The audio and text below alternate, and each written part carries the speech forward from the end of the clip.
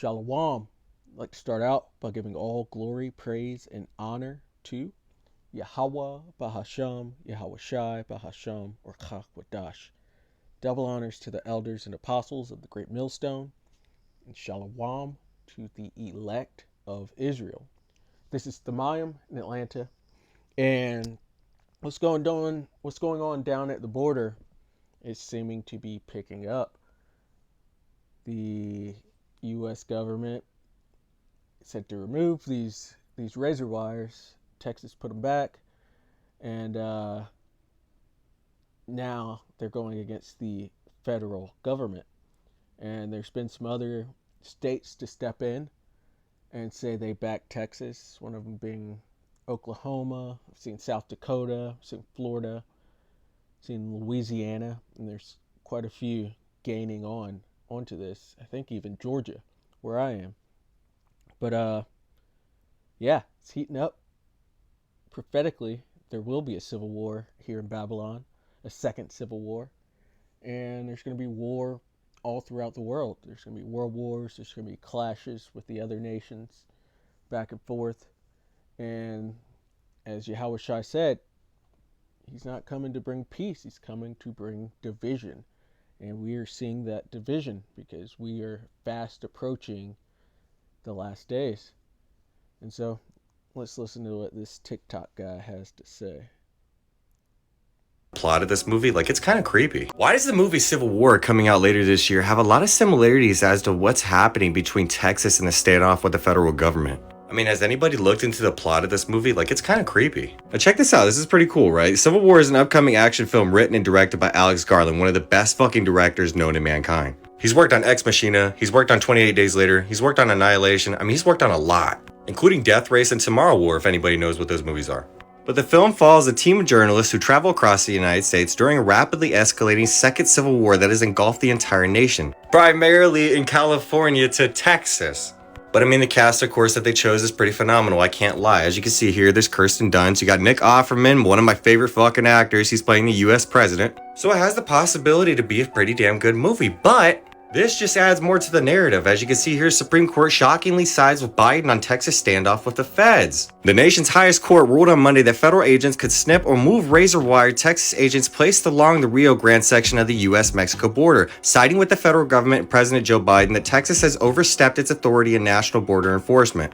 And the case was granted an emergency request filed by the Biden administration, which argued that the wire was preventing federal agents from accessing the border and from reaching migrants who had already crossed the border. A federal judge initially ruled for the Biden administration, but a decision by the 5th U.S. Circuit Court of Appeals based in New Orleans reversed that decision last month, preventing federal agents from moving the wire except in the event of a medical emergency. It's almost as if they want all these migrants to come into the country, and you know what's pretty ironic? The fact that literally only 5% of these individuals just so happen to consist of families. The rest just so happen to be military-aged men, so it really makes you think. And you know what's ironic is that actually happens in the Civil War movie too. Wow. It's like people can't realize what television is. I mean, they're telling you a vision. Telling you a vision of what? Well, the truth. But I mean, come on, Alex. Come on, Hollywood. We could have made a movie about anything, but we decided to make one about this. I mean, look at these soldiers sitting up here behind these sandbags on top of the Statue of Liberty. America. I hope nobody's patriotic in these times right now, because living in the United States at this point is just embarrassing. The spirit of Egypt shall fail. Why does the movie Civil War coming out later this year that started it over. But that's pretty much the point. This is seems like it's about to go down, and Lord willing it does sooner rather than later. And something else, I just saw another video, and they were going into, or TikTok video, and they were going into how the movie Civil War that he's discussing right here actually was supposed to be released April 28th or something like that, and they just moved it up to April 12th, which is the start of the original Civil War. So I thought that was a little interesting. But yeah, America's about to go to Civil War, and it's beautiful. Let's get into the scriptures. And this is all in the BBE version.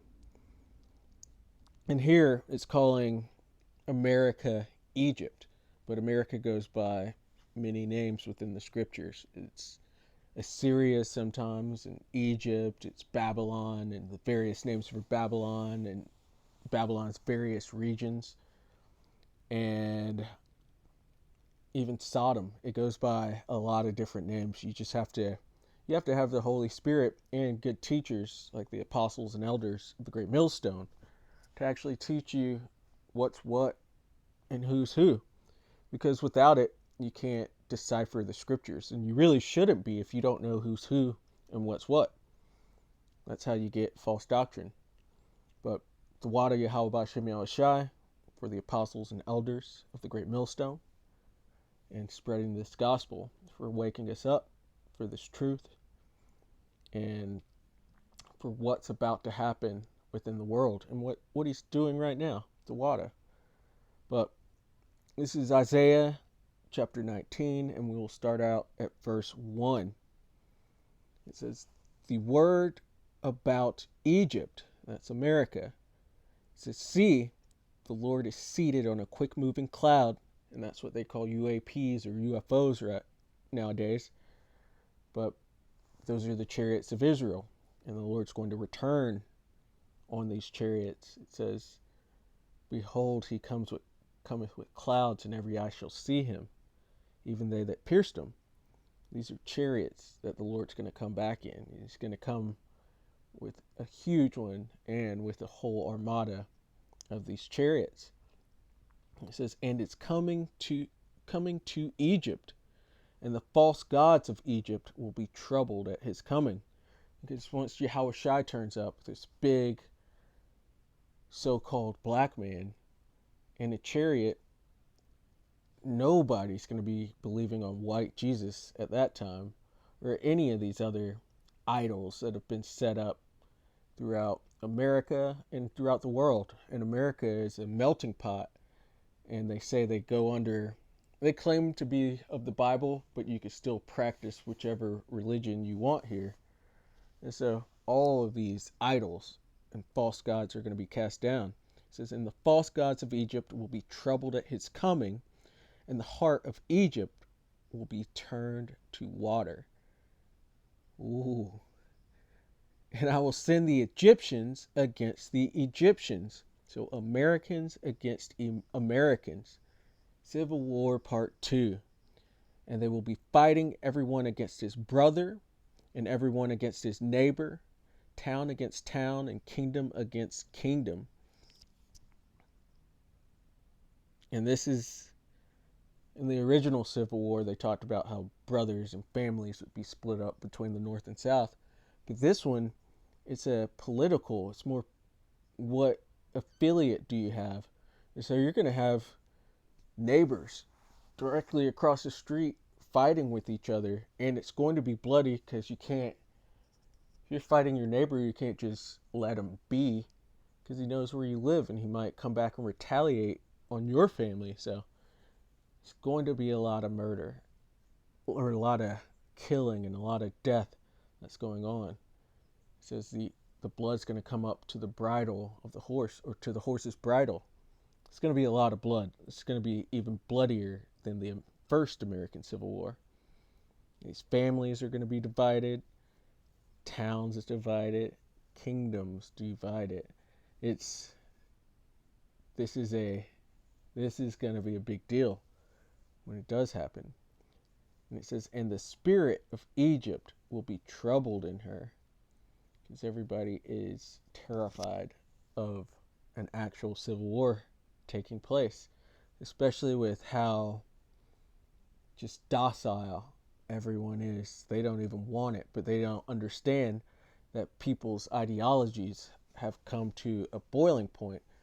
You can't exist with certain people anymore, and their beliefs. It says, and I will make her decisions without effect. So even if they try to do a ceasefire or something like that, nobody's going to listen. They're not going to regard their kings or princes. And it says, and they will be turning to the false gods, white Jesus. They're going to be calling on white Jesus, and to those who make hollow sounds, and to those who have control of spirits, and to those who are wise in secret arts. Great example is the World Economic Forum, the WEF, and what they just did with that witch doctor they just had up there coughing on everybody. They're turning to all their enchanters and their monthly prognosticators and their diviners to try to heal Babylon, but there's no healing of Babylon. It needs to go down for the good of the world. It's too filthy, too wicked, and it pollutes everything with its wickedness. It says, "And I will give the Egyptians into the hand of a cruel lord, and a hard king will be their ruler," says the Lord of armies. And usually that's the Lord of hosts, but as you see there, the Lord of armies. Because this is all going to get turned over to Yahweh Shai to punish them. And they need that punishment. This is a wicked, wicked place. This is the book of 2nd Esdras, chapter 15, and this is in the Good News translation. The Wada Bishop Atazawam, he put this into the chat today, and I thought that this chapter was beautiful in the Good News translation. And it says, "The world and the people in it are doomed." And they are. The Lord's coming back. This place is going to be nuked. There's going to be civil wars. There's going to be an invasion of what they call UFOs. There's going to be famines. There's going to be pestilence. There's going to be apparitions. There's going to be troubles on every single side. The polycrisis that you keep hearing about. It says the war that will bring their destruction is near. The second woe has passed, and the third woe cometh quickly. World War III is their end, as well as these civil wars that are going to be fought. It says nations will arm themselves and fight against other nations. There will be great political turmoil, and that is what we're hearing with what's going on in Texas right now. Political turmoil, with one group trying to overpower another and gain control while ignoring the legitimate government. Wow. And it's exactly what's going on, and possibly the best wording for it. It says there will no longer be free access to the cities, because martial law will start once the Civil War starts. Because the struggle for power will bring destruction, terror, and total confusion wherever people live. And so this is going to happen here in the U.S. with this civil war, but all throughout the world, things are going to be in chaos and falling, and there's going to be war and blood and violence and all the things I was talking about earlier. This is verse 19, driven by famine and terrible suffering, people will assault their neighbors and mercilessly plunder their possessions. And people do that when they get hungry. But back to Isaiah 19, it said neighbor against neighbor. And yeah, I'm going to stop right there. But this thing's about to pop off, and I'm sure we're going to hear a lot more. We're going to see the lines being drawn, or the wire being drawn, formation of different allies, and seeing which states are the enemies and which politicians are the enemies or friends or foe. We're seeing the collapse and the downfall of the USA, as well as the other powers throughout the earth. We're watching the downfall of your enemy, Esau, Edom. And he will never rise again. And so, Lord willing, that was edifying. I'd like to give all glory, praise, and honor to Yahweh Bahasham, Yahweh Shai Bahasham, or Chakwadash. Double honors to the elders and apostles of the Great Millstone, And shalom to the elect of Israel. Shalom.